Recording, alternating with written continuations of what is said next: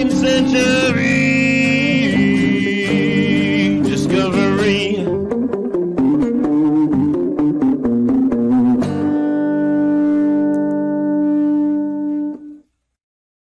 Hello and good evening for this Thursday, May 2nd, 2024. We have finished watching the 6th episode of Star Trek Discovery Season 5 titled Whistlespeak.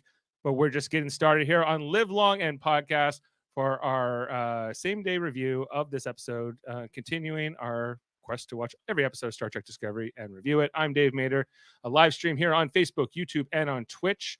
We're joined with a great panel tonight. We got the master of the Whistlespeak himself. We got Chris Worldmind Murphy.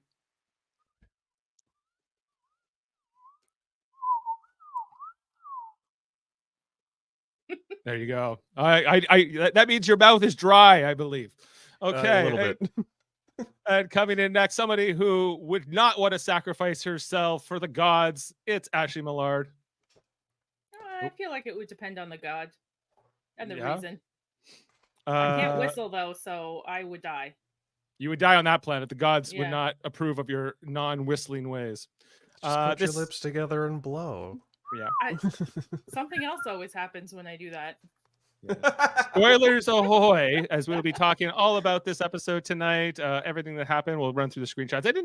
I actually just finished it minutes before we started here, and I'm sorry that this is a little late getting live. We were having an internal discussion about our the inner goings at Live Long and Podcast, and it demanded immediacy. So but that aside, let's get into this episode. Let's go over to Ashley first. I think we were missing you last week, if I'm remembering correctly. How was this episode for you? And we'll talk about last week as well. This one, it gave me a little bit of a old school TNG vibe in the story, but like cinematically, like obviously in that discovery way that it is, but the going to the pre-warp, pre-industrial civilization, and then you have someone else on the ship in the B story who's having a mental, not really a breakdown, but he's like having these things and doing this counseling thing. Like it was just so TNG coded for me. Right. Yeah. Jane said same thing with the I guess the whole pre-warp civilization undercoverness of it all. Do we break the Prime Directive? We've got to dress up and put one thing on our forehead to fit in with them. Like it was just so, it just reminded me of Riker going down to the planet with different things on his face. Yeah, the physical alterations. Okay. How about you, Chris? What was your take on Whistlespeak? Well, I was big into this one. I was enjoying the exploration of the pre-warp civilization. I enjoyed the use of whistle communication from afar. I was digging the sound healing that they showcased.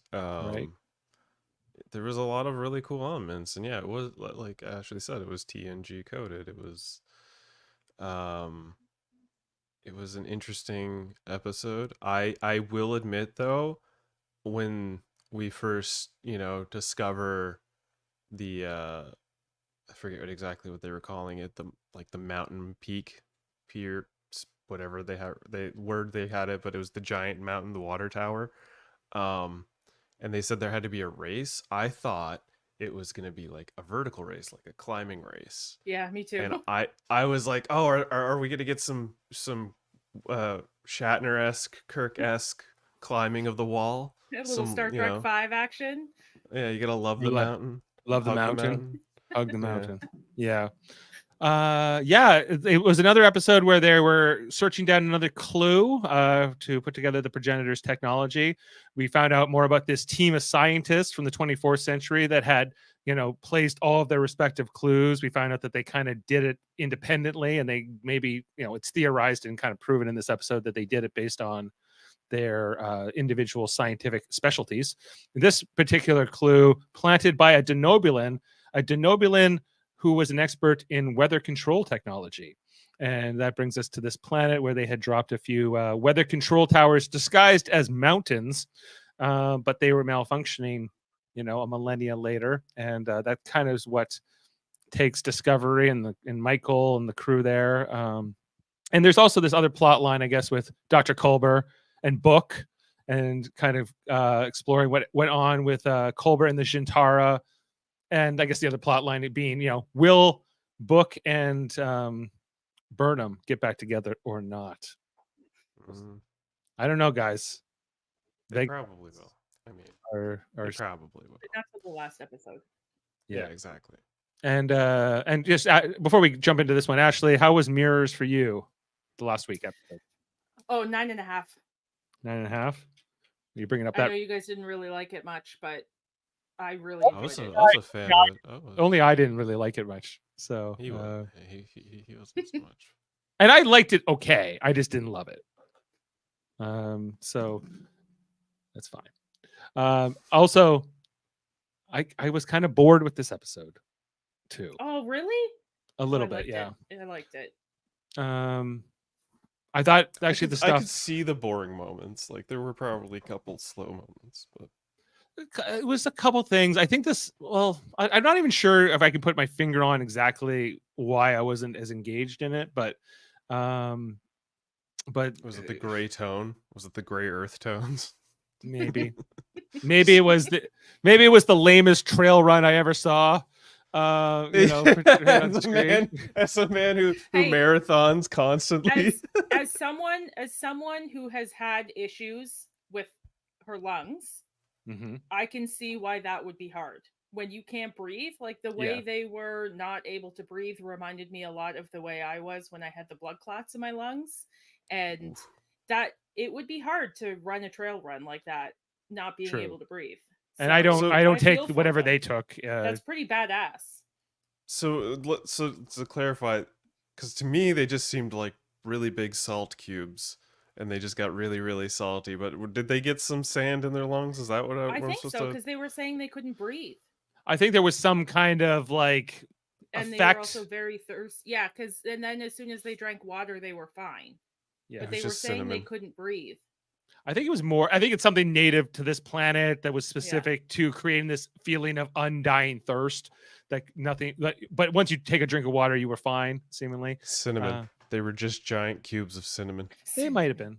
They might have been. It's not totally explained to us. Michael and Tilly take it without having any idea what it's going to do to them. Or I thought it was acid for a second. I was like, "Oh, are we tripping?" Yeah. That or even made the episode awesome. Like they go on this ritual without understanding that if you win this race, you have to die. Yeah, they definitely didn't have all the information before they started. Yeah, the yada yada over what happens when you hit the finish line. But they do a lot of other things about this culture, so it was interesting. Anyway, so let's run into it. I didn't have a ton of time to completely edit these screenshots, so if a couple weirdo shots show up here, please forgive. We love weirdo shots. Yeah, like this one. This probably would have not made the final cut. But it starts off with them. We had Tilly and we had Stamets and others. Like they were kind of in this weird kind of room, figuring out the distilled water, right? From the last episode. They were 2 days stuck on trying to figure out why this little jar has distilled water. They've done every test. And they can't figure out why this ubiquitous little container has nothing but H2O. Yeah, nothing special. I laughed. I laughed when they revealed that. I was like, I was expecting some craziness. It was just water. It's not even, like it got a signature or anything. It's just standard old water, but it's still a clue. It's just you have to think about it otherwise. Here's a weirdo shot that made it through. So they have their little like, let's solve this problem together. And I like that they're doing more of this in this new season. Like that these conversations are kind of there. You can follow them. They actually are logical mostly. It looks like a cologne bottle commercial. It does. Eau de toilette. By Stamets. By Stamets. But would then would it smell like mushrooms? Yeah, I was thinking that. A fragrance of fungi. It's like quite a triticale. No, that's a weed. Okay. So anyway, the Burnham beams out of this engineering. She ends up back in the Infinity Room. Remember the Infinity Room? Yes. Kovich is there. You know, I guess you can be called to the Infinity Room at any time. I think Q is there somewhere too. Yeah, best be.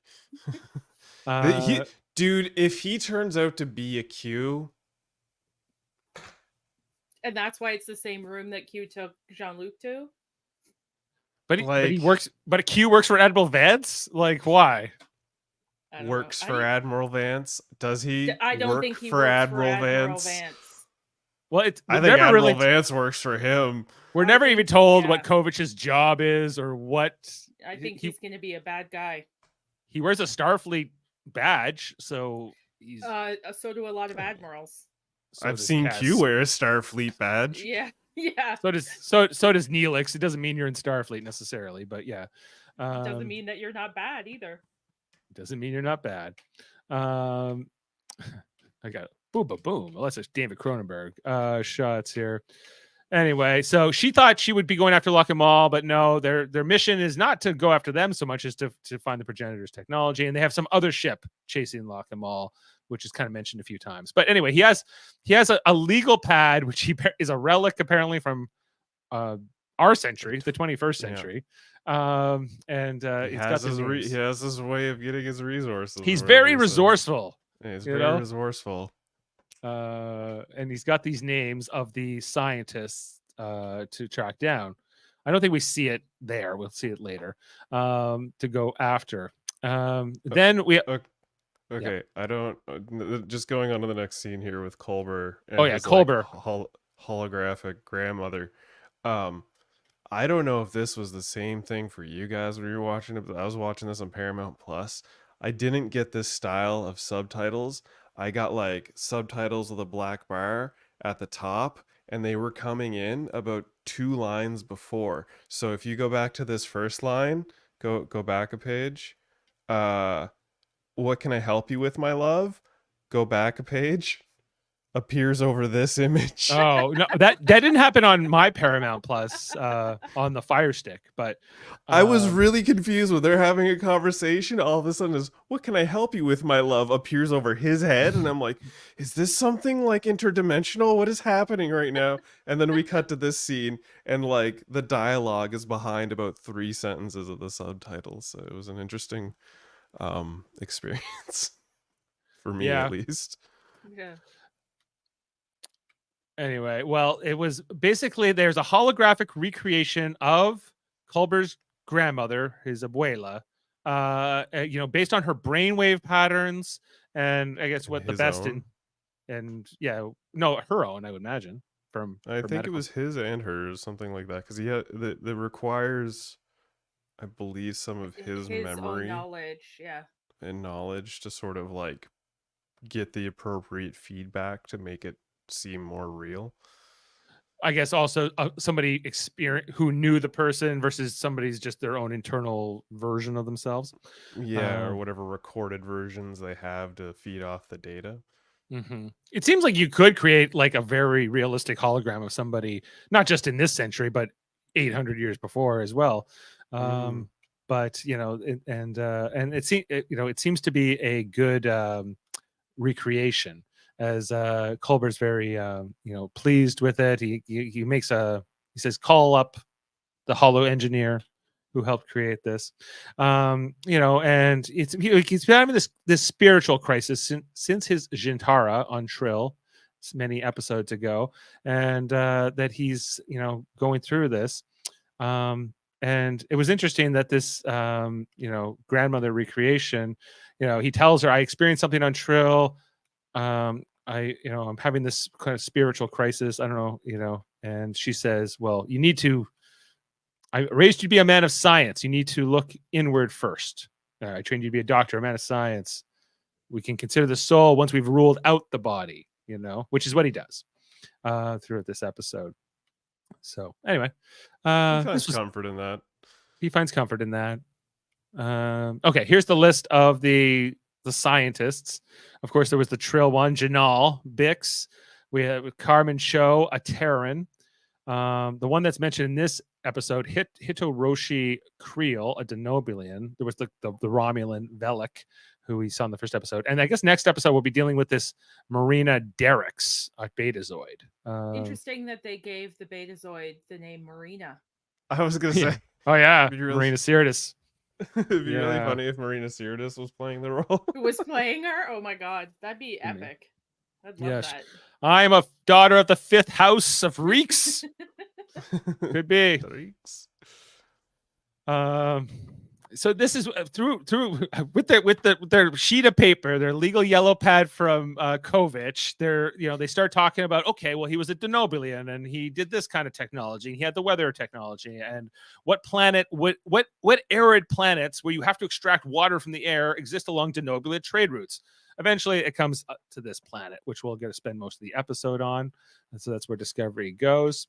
And we see that this weather tower that the Denobulan had installed is disguised as a mountain through technology. I believe the planet's called Homulites or something like that. Do we get the name of it? Could be. I'll take your word for that. And they kind of talk about, well, how did this work and why would they do that? We get a lot of Adira in this episode. Adira kind of explaining how there were 4 of these towers. I don't know if we know that yet, but that they had failed over time. They can't beam in, they can't beam down. They don't know why yet. So of course, Captain Burnham is going to go on the away mission. She never doesn't. It's the Michael Burnham show. I'm like, why did you send your first officer just once? Come on. No, she won't do it. So she goes down there, and that's the teaser for the episode.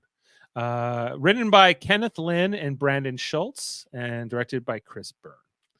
All right, so then get into the episode. So we see that Burnham is studying everything she can about this culture, their Whistlespeak, if you will, the fact that they communicate in whistles. She's nerding out basically on her anthropological or anthropological studies and how much she likes that kind of stuff. It's a Halem Knight. Yeah, Halem Knight. So yeah, so that's the name. Whistlespeak. Right, but that doesn't play a huge role in the episode. This Whistlespeak, really, or the plot. Yeah, it sets them up to like get in contact with the community, but that's about it. Yeah, for long distances. Yeah, so once they're in close. No, I know. I just think it just seems like it doesn't really end up mattering too much, other than to create something maybe distinct about this alien race.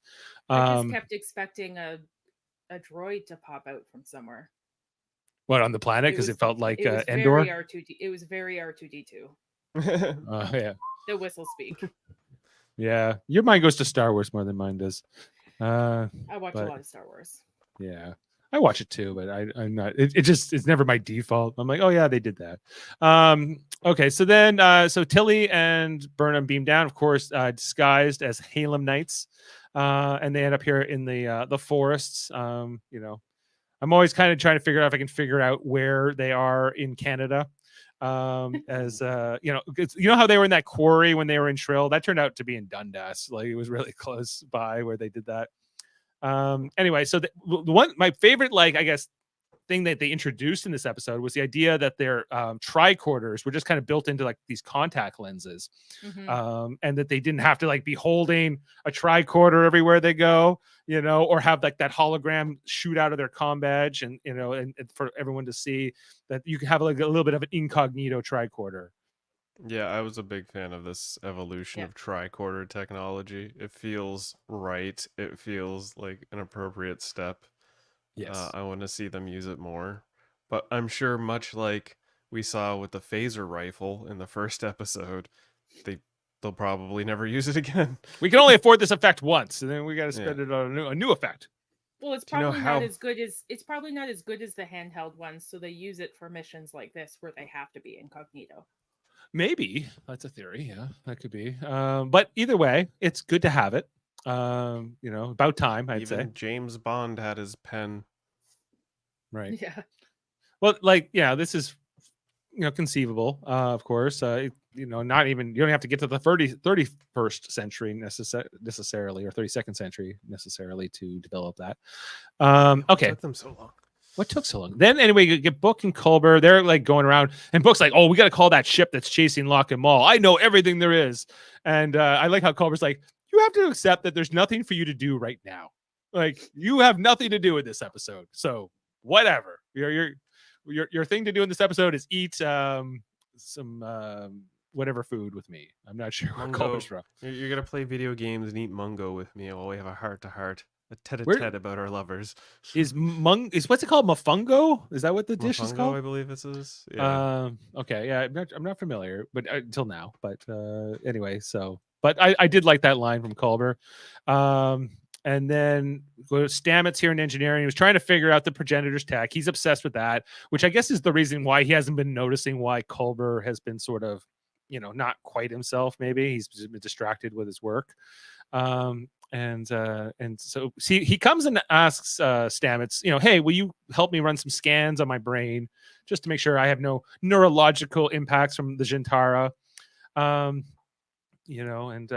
There's kind of like a concern expressed here, but he says, yeah, I'm just kind of going through a spiritual awakening, and Paul doesn't quite know what to do with that, which it kind of, Culber does talk to Book later on in the episode about that. Anyway, moving on. Then back on the planet, the Whistlespeakers, they come along, and Tilly and Burnham meet them, meet a crew of them who are going along. See, there's a lot of dust on this planet. Lady was great. I liked her? enjoyed every second of her on the screen. She gave me Darmok and Tanagra vibes a little. I don't know why, but I was like, can we have her in more Star Trek episodes in various alien makeup? Because she would rock it every time, I feel. She was a delight.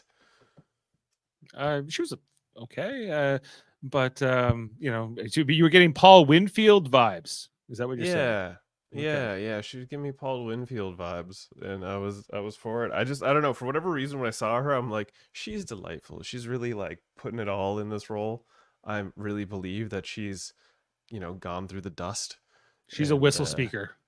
She's a whistle speaker. She's gone through the dust. She looks like she's got about 30 pounds of it in her lungs. Like, yeah, she has to do the medicine. Like, we see her. They have a little bit of a like an inhaler, I suppose. You can put it.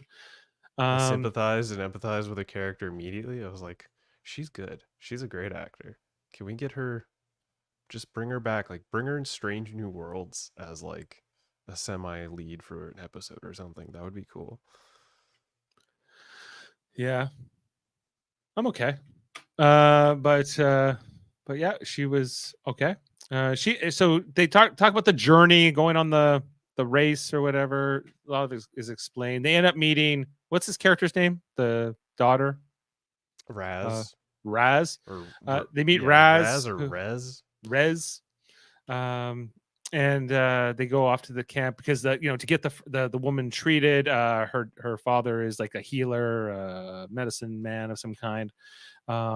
And Tilly's saying, we have the technology, we could save her life, we could just use our little sonic pulse thing or whatever, and whatever. So I guess the morality around the Prime Directive brought up here. But then the dad shows up, the medicine man. He's got his bowls with the sounds, and they're able, together this creates like an intense frequency that I guess dislodges the dust from the lungs.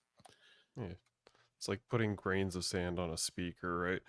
They just start dancing and creating waveforms, and basically she hammers the back and coughs it out, and she's dust free.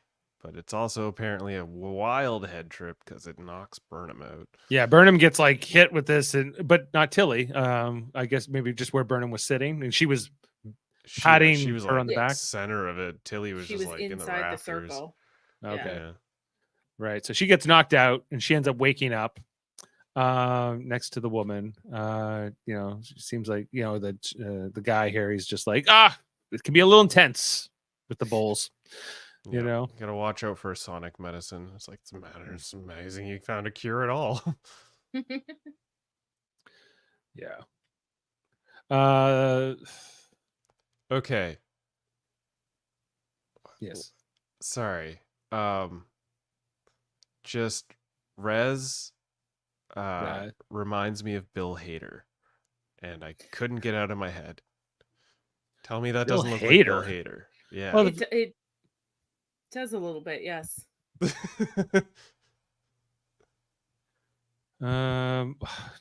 do we, I'm trying to see if we have the name of this person. Rava, is that the name? June Laporte played her. Oh, that might be Australian it. actor. All right. And whoever played, I guess that one was, her name was Miriam Carville, but she's not coming up yet. Anyway, so they talk about the race or the pilgrimage or whatever, and they're like, "Oh, we've always wanted to do it, to say hello to the gods." So we got a couple shots here, and we see that everyone's getting ready for, which is kind of like a race of sorts, you know. They're all getting ready. They're all getting limbered up. But Rava's father says, "No, you're too young for this. Your mother died. We don't realize that her mother died doing this until later, but that's kind of what we figure out by the end of the episode. I'm old enough, but eventually they go along. Some bonding here with Tilly, because Tilly's, a student. There's a couple of conversations here in the episode too between Tilly and Burnham about how is it going at the academy, and Tilly doesn't say a lot, but you get the feeling like she's not loving her job at the academy as a teacher. Were you guys picking up on that as well? Yeah, it seemed like she was having some sort of trouble with a student and connecting in some form of way. At least that's Just what it was one? alluding to. It Yeah. seemed like she was trying to tell some sort of tale about, like, it seemed like a particular someone in particular, at least. I don't know Yeah, if it that was a was like student or a asking for her teacher. advice and she wasn't sure how to deal with that. Yeah, yeah, that's kind of how it felt. It also felt like to me in a way, because I think there was somebody that was asking the actress, if she's gonna be in Starfleet Academy, and she just like refused to answer the question entirely.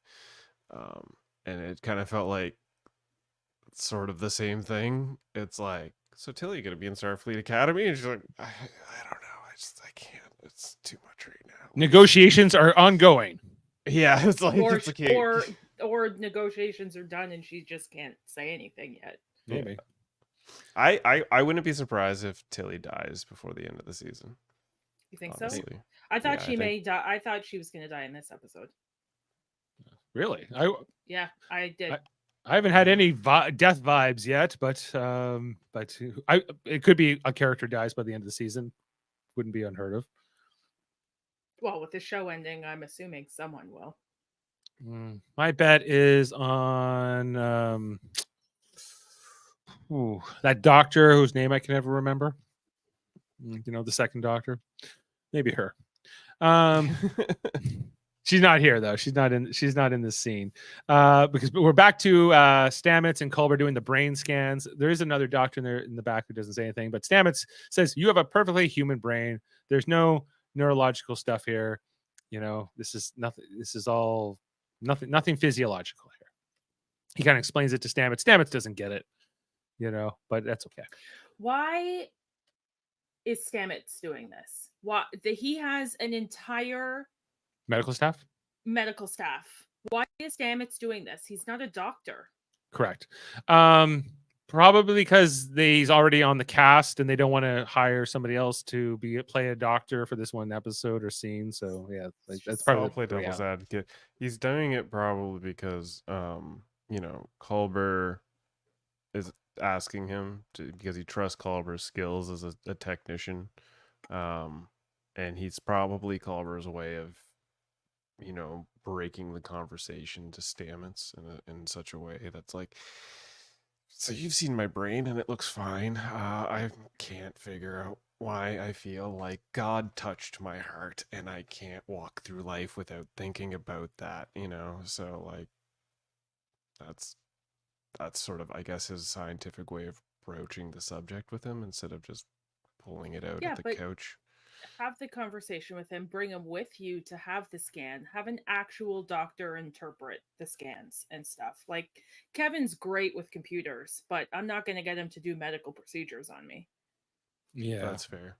No, that's fair. I think, you know, it probably could have benefited from someone playing another doctor who's present for this, but maybe it's Stamets has like a lot of knowledge about brains because of the whole like, you know, mushroom experience and the interdimensional fungi. That's a bit of a stretch. Pulsating through his brains. He's a mycologist, not a neurosurgeon. But yeah, it's maybe he picked up some science along the way. All that mycology got in his neuroscience. Because they're so related, those two fields. Okay, well, I bet you there are probably some real correlations, you know. Yeah, maybe.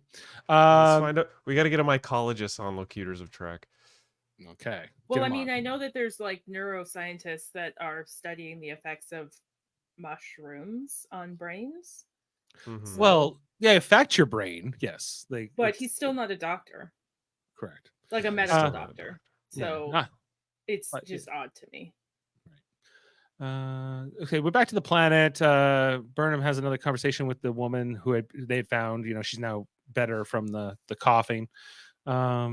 She tells a story about how her and her friend did the race as kids or something, or when they were young, and that, you know, her friend won.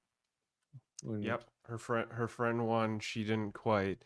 And in my brain, in this very moment, I'm picturing her as a badass. Because I'm thinking, oh man, she must have like almost got to the top of this mountain and then something tragic happened and she couldn't quite finish the race. And it must have been such an epic race. I can't wait to watch this race. This race is going to be so cool. I can't wait to watch them climb this mountain. That's going to be a really wicked scene. No, we don't get that. We don't get that at all. Mm-hmm. We get the saddest Boston Marathon I've ever seen. Well, you know, hey, let's get the warm-ups were my favorite part with the extras. And this woman, don't sell them short. Trail running is harder than running on the road. it's different. Yeah, it's harder. It requires a lot more like focus in terms of like watching where your feet go, and not like twisting tripping. ankles. Yeah, but it's so a bad. little more like it's up and down and those kinds of things. But it's also softer terrain. It's more difficult.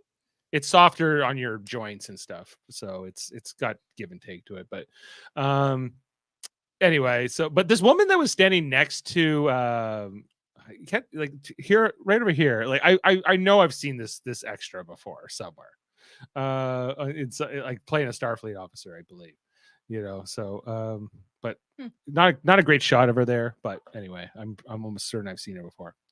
So they hand out the little cubes here. And then they all start choking. It's not fun. Whatever. What is this cinnamon you gave us? What is this cinnamon and salt mixture? Because they talked the story about somebody who had to. The myth that they're kind of paying homage to involves somebody like who was thirsty and then had to go on a long thing. And we see one guy, he taps out immediately and grabs the bowl of water. Couldn't even last it. He didn't even make it down the trail to the next bowl of water yet. He couldn't take it. Disqualified. Yeah. Quickly now, everybody run. Everyone run, sort of. And here they go. It was kind of like a power walk. As they were kind of going along here. I'm surprised they didn't bust out the fun trail that they did with Action Saru. I don't know if you guys saw this behind the scene filming from the episode earlier when they were in the giant statue, but like they had the stuntman running on like the Avengers treadmill that goes across the dirt to make it look like he's running even faster. Yeah. Like, so imagine running a trail at like 30 miles per hour. Yeah. Well, that'd be fast. Too fast. For me. Anyway, so then they're going along and they come to Burnham needs a break, you know, as she sees them going along here. But guess what, guys? She notices mutant moss. Mutated moss. Radiation, baby. The moss is normally green, but the radiation has made from the machine, the weather control machine, has made it yellow or golden looking. And so Burnham's like, I think I'm going to opt out of the race and go after this. Why don't you go on and do the race, Tilly? And well, Tilly's sort of, she's like, no, you go have fun with your controller.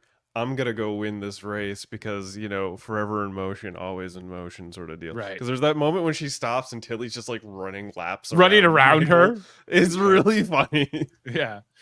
She wanted to keep her heart rate up. She didn't want to let it go down there. So, so Burnham goes out there. She takes the bowl, and at one point Tilly's gonna quit, but the daughter there, she gets involved, and she says, "No, you can do this.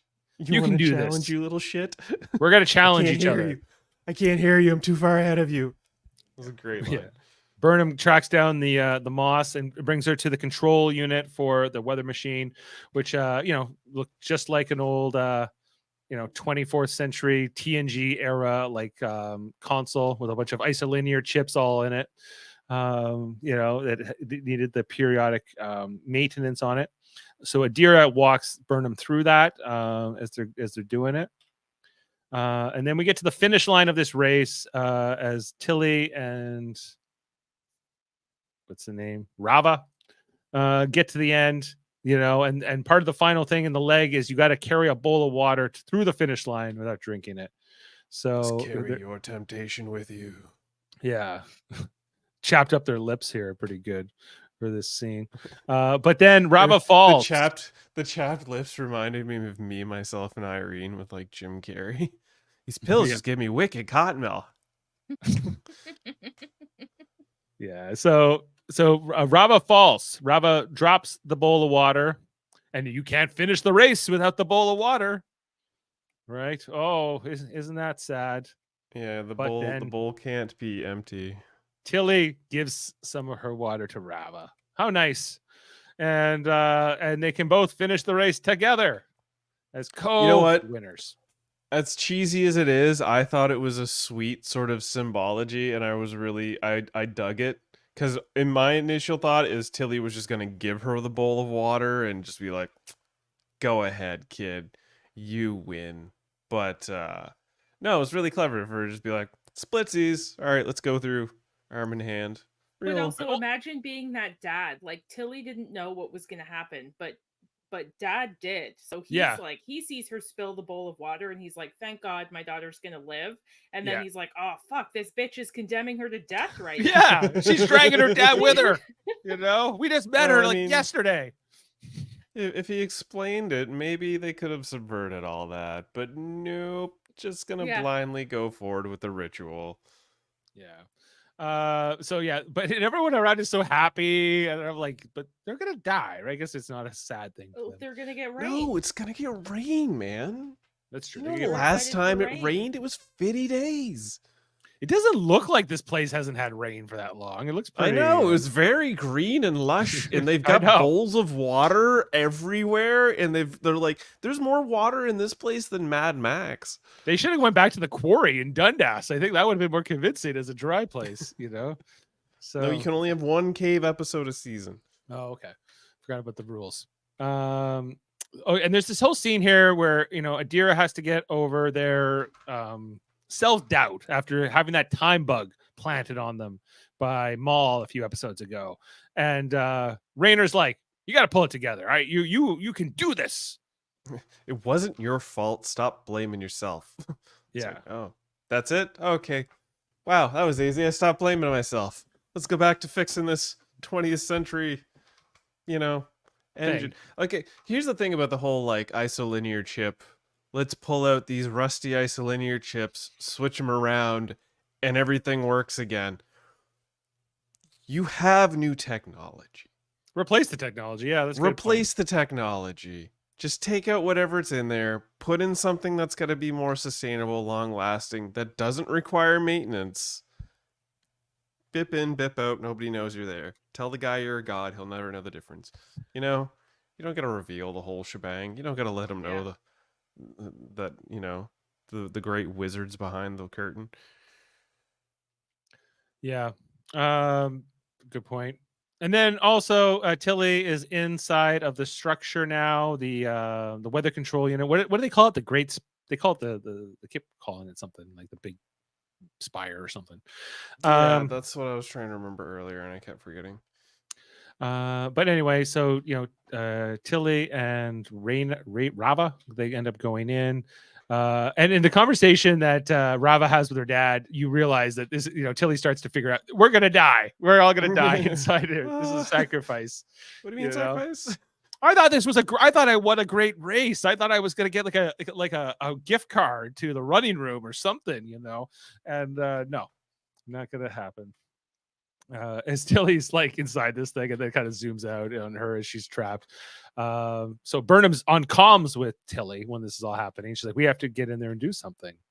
We find out that the entire structure is made of titanium, very strong because it has to suck the air out and then make it rain and do all this other stuff. So that's why the transporters, but 3 times stronger, 3 times as strong as titanium. And that's why they can't beam through it, we're told. Or they can't beam near it. Yeah, they can hold the communication, but getting your signal to pull you out of there, it's a little tricky. There's a lot of holes in this building, but convenient, I'd say. Yeah. And Rob is just like, this is so great. We get to die together or whatever else. We're gonna pray. We're gonna pray. We're gonna pray together. Yeah, we're gonna be at peace, and then she does her pray, and then she's like, "I don't want to die." Like, Burnham decides, you got to beam me there right now, or as close to it as possible. Which Rayner points out would be a violation of the Prime Directive. And Burnham's like, "Damn it, I have to do it. I have to beam right in front of him, and save them. I have to. It can be no other way." And then we have here. Back with Rava and Tilly, where they're starting to run out of air inside of this thing. This annoyed me. This the symbol annoyed me for the plain simple reason that Tilly has proven time and time again to be the smartest one in the room, and she couldn't look at the 5 symbols on the wall and decipher that they were numbers, that they were clearly numbers.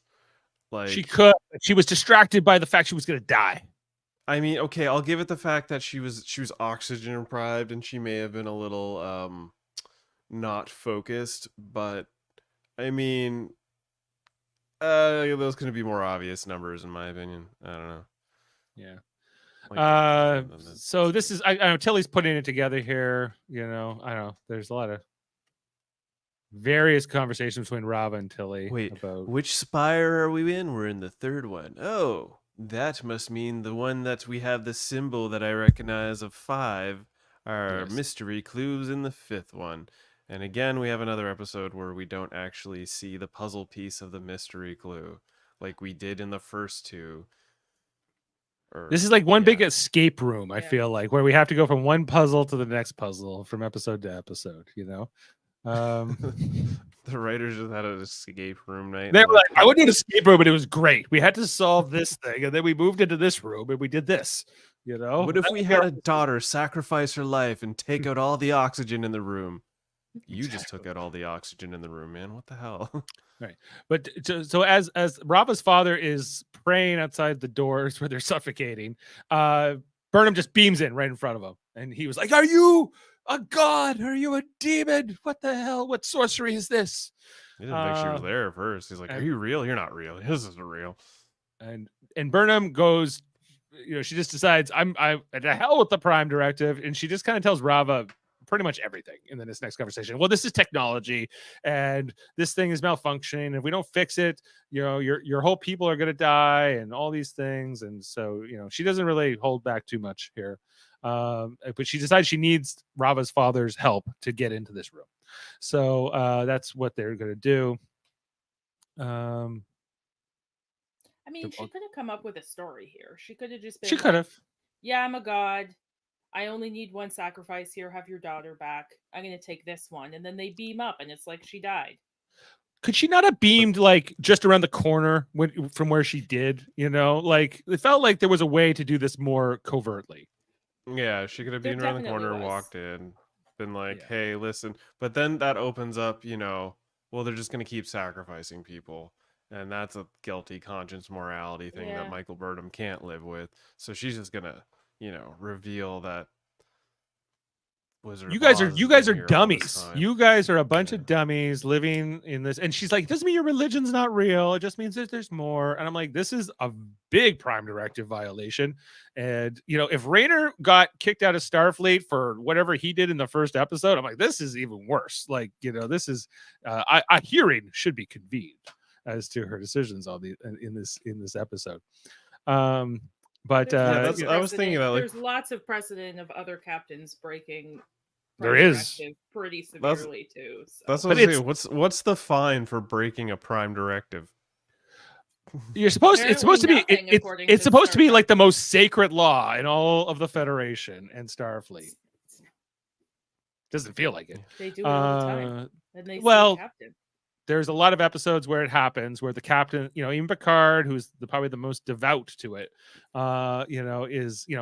he's like, I'm not going to let you kill Wesley Crusher, but but a pre-warp one, like there had to be extraordinary circumstances for him to reveal himself to a pre-warp civilization, or to not try to do this. Like, they don't even talk about trying to erase this guy's memory.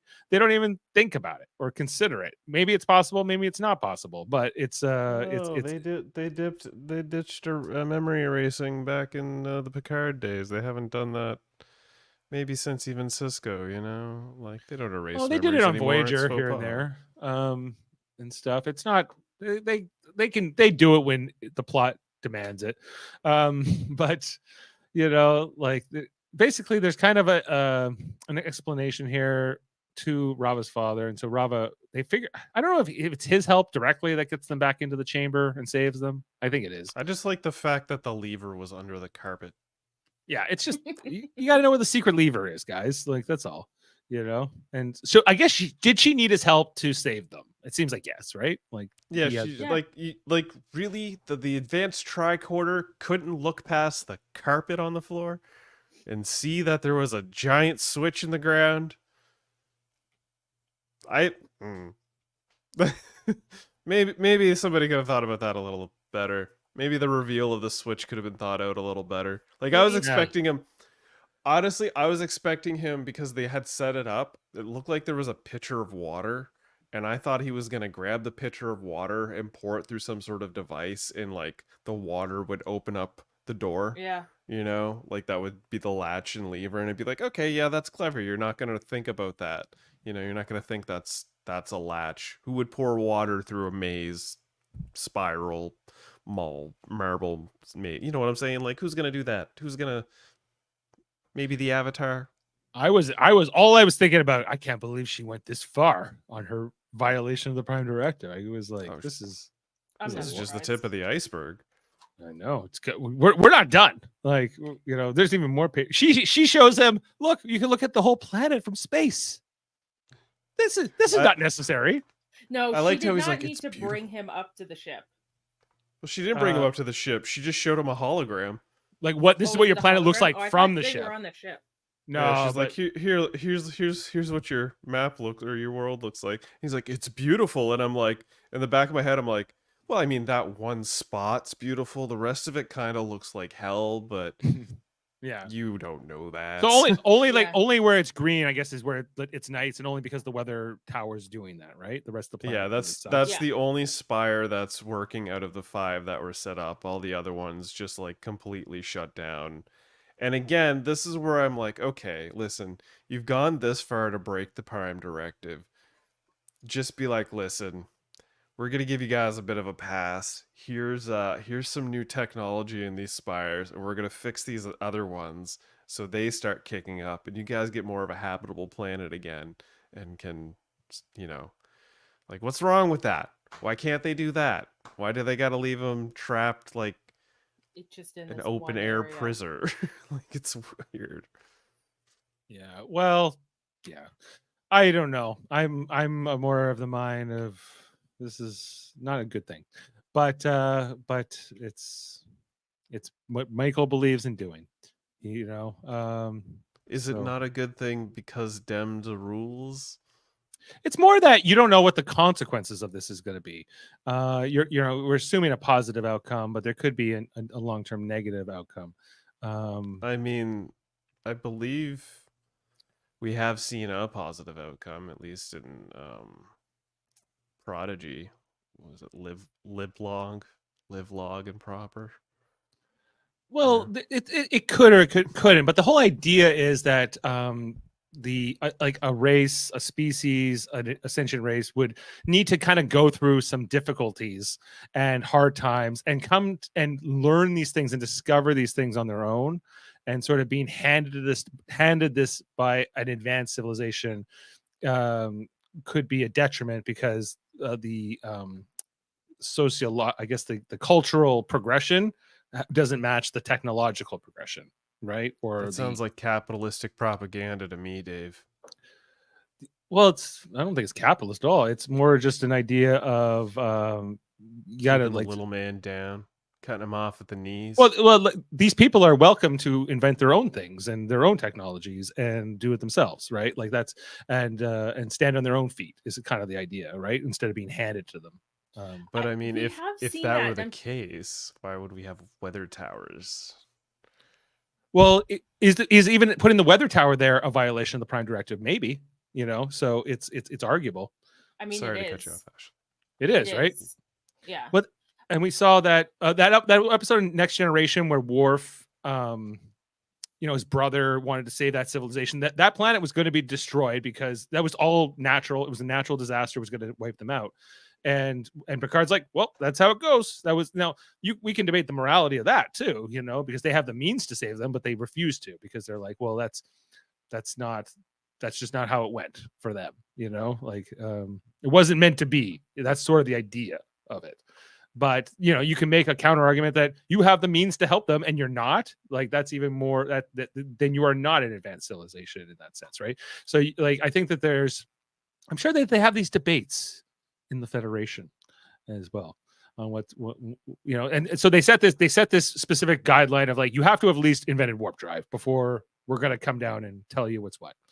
And It's a fine guideline, but I mean, I believe circumstances require exceptions. Appropriate exceptions, especially if it could mean the entire populace being wiped out. Yeah, it's not giving them a chance to get to warp drive.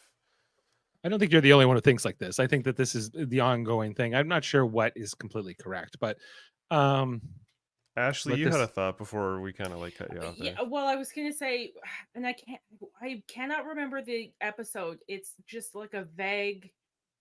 I can't even remember which series it was in, but we've seen where a species gets a technology before they're ready. And yes, and they turn it into a weapon. Right. Well, there was what was that in? Don't forget about the Iosians who turned their world into a 1920s gangster paradise. Yeah. Right, based on the book, the Chicago mob book or whatever. Right, just that one little thing. Especially if you have like a very imitative culture, like them. Like it could be bad, right? So like it's perceivable that it could be good, it could be bad, but you don't really know. You're playing God in a sense, with and that's why the rule exists in the first place. Mm-hmm.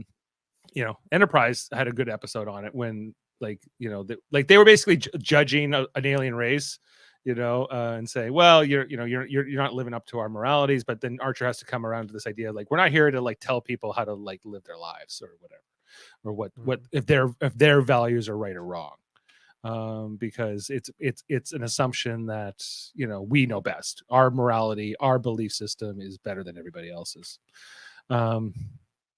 Anyway, so speaking of belief system, this young person believed that they were dead and thought their father was there as well until he's like, oh, by the way, the whole time that Tilly and them were suffocating, there were clearly these fires going on in the backgrounds, in the torches, which were lighting the room. I'm like, that's eating up the oxygen as well. Yeah, I thought that too. They should have gone out if there was no oxygen. They should either have gone out or they should have blown them out. Okay, yes, they should have blown them out immediately so they didn't burn the oxygen that was in the room faster. But the torches were getting smaller and smaller as they progressed throughout the scene that they were losing. Oh, were they? So, okay. Yeah, they were. So it was like, okay, I get that little visual representation, but like my first instinct as anybody in a survival situation, if you're locked in a room with like fire, no air, it's like fire's out. Yeah. It's like it's gonna be in the dark. We're gonna mime our way through this. Just gonna. So they fix the weather tower. It starts to rain, and that kind of leaves us on the planet as this culture has been saved. The Prime Directive violated, but these people will go on. And Tilly will let us. Bless the lands of Homino. Meanwhile, Book is finding something to distract himself with, as Culber suggested. He's playing video games. He's playing Asteroid, basically from Commodore 64. Asteroid on a Nintendo VR headset. Exactly. The red one. You know what I'm talking about? Yeah. He's doing it in the Discovery shuttle. And yeah, we were saying like, what happened to Book's ship? I think it was destroyed. Yeah, so he doesn't have it anymore. The Quaijan Mofongo. ship. Okay, so I looked this up. Mofongo, and it sounds really good. Give me a second. It just has. Is it a chicken? No, it's not. It's a plantain dish. Okay. It is a dish from Puerto Rico with plantains as its main ingredient. Plantains are pickled green, cut into pieces, and typically fried, but can be boiled or roasted. Then mashed with salt, garlic, broth, and olive oil in a wooden pylon or mortar and pestle. The goal is to produce a tight ball of mashed plantains that will absorb the attending condiments and have either pork cracklings or bits of bacon inside, and is traditionally served with fried meat and chicken broth soup. Particularly, flavors result from variations that include vegetables, chicken, shrimp, beef, or octopus, packed inside or around the plantain orb. Okay. That does sound well.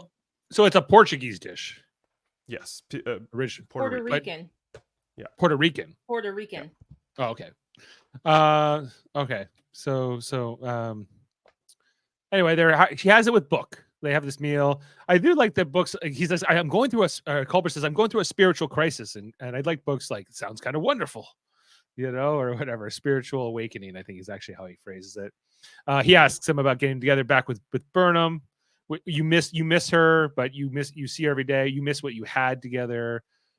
So I think we're headed back towards a reconciliation, guys. We'll see. I also like the part in the conversation between Book and Culber where Culber's reconciling with the fact that he's found basically God, and Book is like, that's great, you enjoy that. And he's like, but what about Stamets, my partner? And he's like, well, you humans have this weird hookup where you feel like you're not of equal value, or it's of less importance if it's not shared with your partner, if it's not just for you. He says it's a human quirk or something. Yeah, a human quirk or something like that. And I really liked that line. I thought it was a great lesson. It's like something. Yeah, he's like, you have this idea that something's less meaningful if it's only for you. But why? Yeah. Why should it be less meaningful if it's something specific for you? Something you enjoy, right? So, or what he's like, if Paul gets it, great. If he doesn't get it, you don't have. That doesn't mean it's not as important to you. Still, right? You don't have to share. You don't have to share that necessarily for it to for you to coexist or whatever. So I liked that. I liked that idea. Yeah. So good chat here as they have the meal, and then back with Tilly and Burnham as they come back to the ship. They got the other piece, I guess, from the other tower, because it wasn't in the tower that they were in. It was in one of the other destroyed ones, I guess. They don't really show us that. They just show us getting it back here. And they got the clue. It's twice now that they've done that to us. They didn't have to go through any of that if they had just scanned the other towers. Correct. Well, I mean, they could have just scanned the other towers because there was no power source to prevent them from scanning the other towers, unless the storms were too bad. Because they were able to easily get into that tower without having to go through the sandstorms. Yes. Yeah, they didn't have to have a password or anything. Yeah, like if they had just scanned. But they needed to know which number. They had to see the number on the inside of that other one. That was the whole thing. So, I guess anyway. Scanning 5 towers is asking a little much. Too much. That's too much. That's at least a week and a half of work. Is the max. Like they heard about this race and they had to go in the race. That was what it was really. It's got to about. be the one that's still turned on. Look at all those people living around it. Clearly, they know where the piece that's hidden from them centuries ago is. They know where it is. They know the clues. Yeah. They said that they got the next. They told us they have another clue, something to take them to Beta Z or something. Something with the Betazoids.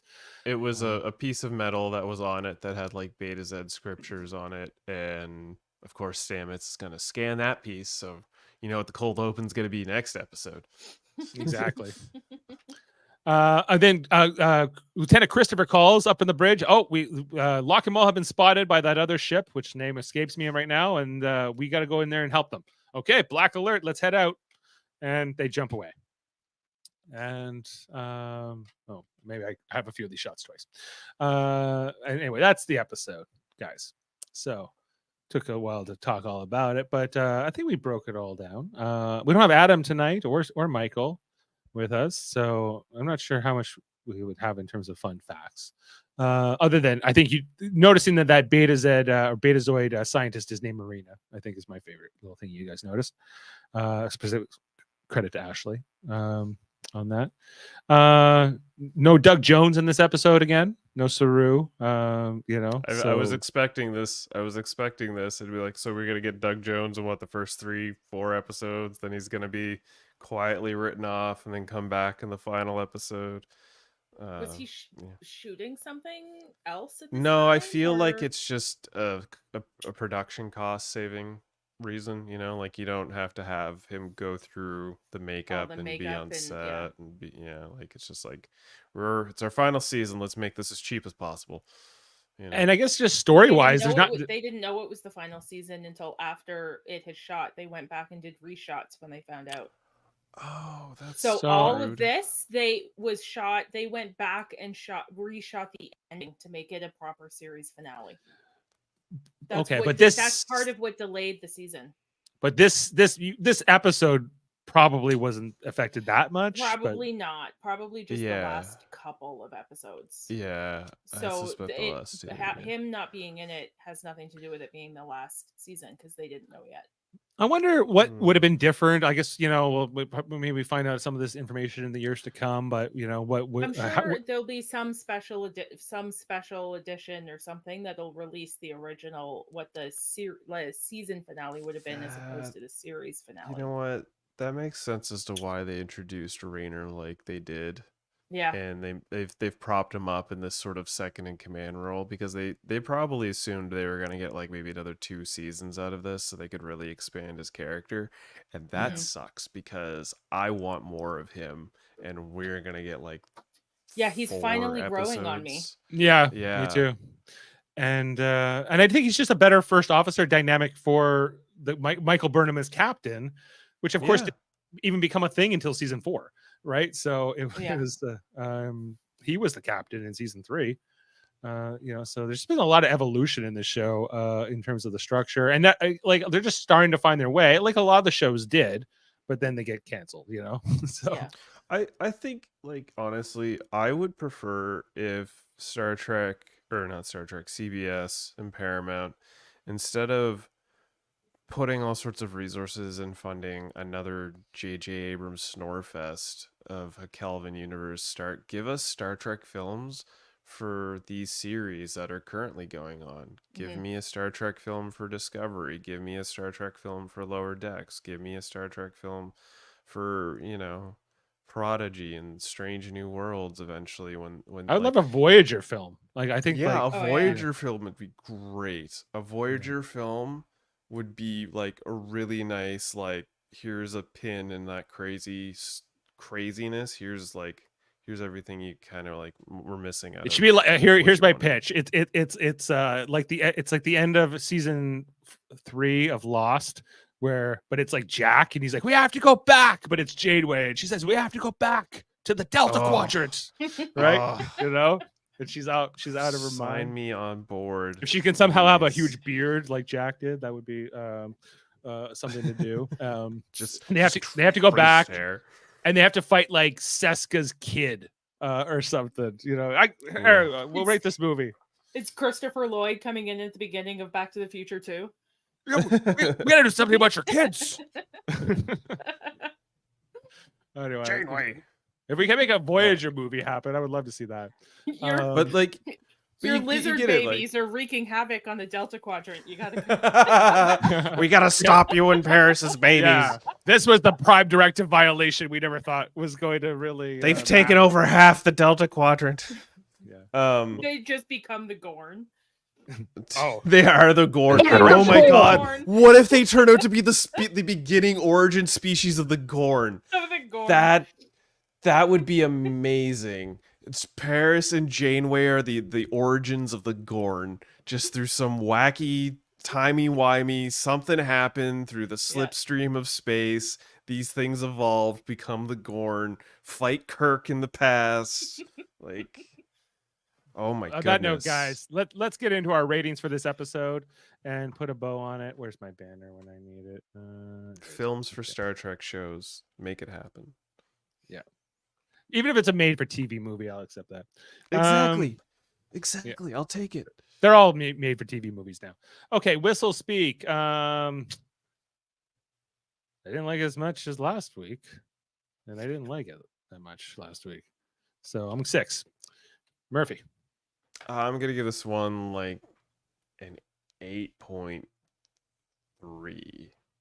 All right. I didn't like it as much as last week's, but I did like bits of it. But yeah, there were things that stuck out to me. I'm like, what, like fire and stuff, like we talked about it. Yeah, the things that stuck out to me is enough to shave a few points off. Not as good as last week's episode. Ashley? I'm an 8.5. 8.5. Okay. All right. So we are averaging 7.6. That's mostly coming down because of me, but maybe Adam and Michael will help bring that up. Of course, the IMDb rating at this time is a 6.2. With just how many people voted? 116 have gone out of the way to vote on this. It's edging out last week. That's wild. It's edging out last week. Well, it's got 0.1 more than last week's episode on IMDb, which is wild to me. Has that been updated? Well, that's what it was last week. So I can check out what it's now sitting at a 6.5 on IMDb. Okay, that's better. I accept so that. So these ratings do change, of course, as more people vote. This one has stayed. Oh, the one before that, The Face the Strange, that has stayed at a 7.2. I haven't really 5.7 for Janal now. That has come down. Ooh. And what is Under the Twin Moons? It's sitting at 6.4. That has come up. And finally, The Red Directive, which was the first episode, 6.3. So not much end of season re-review of the IMDb. Re-review of everything. So that I think we can close this one on Whistlespeak. Just want to see what the next episode is titled again.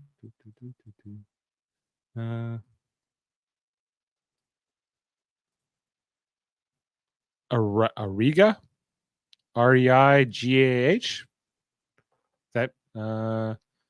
That is Hagri, spelled backwards. Okay. Anyway, it looks like it's going to be about Maul. Seems like Maul is going to play a big part of the next episode, since we didn't see them in this episode at all. Yeah, we're gonna get a lot of bleeding Maul and bleeding Locke and Maul. Yeah. This is the star-crossed lovers. The Breen and the human. Yeah. She's a jelly bear type of person. She likes the Jello pudding. Well said. Well said. Okay. Well, on that note, I think that's it for Whistlespeak. Okay. Check out all our great. We can't do that. Check out all our great podcasts here on Live Long and Podcast, including trivia and Star Trek Radio Theater and our episode reviews and our interviews and all those kinds of things like that. Debate 9. Lots of great podcasts here at Live Long and Podcast. All kinds of Star Trek podcasts all the time. Go and check it out. And we are almost done our Deep Space Nine review. We got 3 episodes left, and then Star Trek: The Next Generation review is going to be starting up very soon, as well as the Orville. We're launching them together, if you can believe it. I might join you for them Orville reviews. I was enjoying the first season. We're bringing Davin kicking and screaming to them, so watch out. You know, I do love to watch him in agony. He has it's not even that he has one issue with one particular thing, and he doesn't want to put it aside. Let it go. He can't let it go. That was evident in our episode of Hold Up when we talked about the triplets of Belleville. Speaking of, you just were on Hold Up. I was watching a bit of that. You unleashed on Davin at one point in that podcast. A little bit. I don't know. Yeah. It was a good one. It was a good episode. We went long. Allison was a great guest. She seemed very intelligent and knew her stuff. They're excellent. Yeah. Of course, the Super Mario Brothers podcast. We got a few more episodes of Survivor. If you're watching Survivor, check out our podcast there. X-Rated. If you're watching the X-Men, the animated review, or X-Men the animated series, original or the new one, X-Men 97. Go and check out their reviews. Graphic Histories with Andre Mayette. All kinds of great interviews all the time with great people interviewing all kinds of entertainment types. And Aiming on Track music, as well as the other movie podcast, Hey, Did You See This One? And Trivial Debates, which was just on doing Last Airbender and all those things. When are we talking Last Airbender again? You know what? We should reach out to Jaemeel and see what he's saying. He told me last night, just let him know. So just let him know. Okay. Well, I'm free tomorrow and Saturday and Sunday. I don't know if you want to do it, but we can discuss this in the DMs. We can get into the DMs and get into our and work out our avails. Yeah, as they say in the biz. We'll spend some time for Avatar. Yeah, exactly. I don't have a clip for tonight, guys, specifically from this episode. I didn't pull any audio, so I don't know. Do you have the clip where Kirk says "Hug the mountain, love the mountain"? I don't think I have that. But how about just a random Burnham speech to lead us out here? Love it. Let's go out for this. New life and new civilizations. This seems fitting. All right. For generations, the Federation has sought out new life, new civilizations, not to destroy, but to connect, even in the face of uncertainty. Well, see you next time, everyone. Live long and podcast. Thanks to the panel. Live long and proper.